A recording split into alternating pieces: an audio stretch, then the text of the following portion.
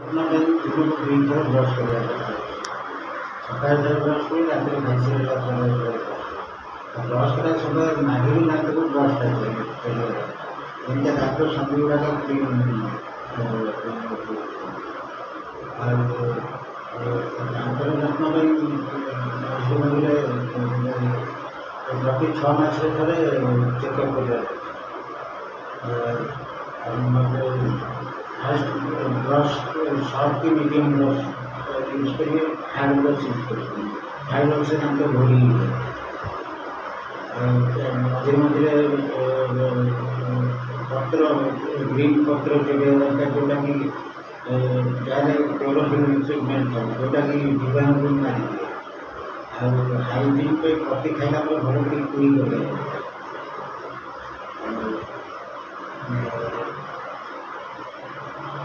से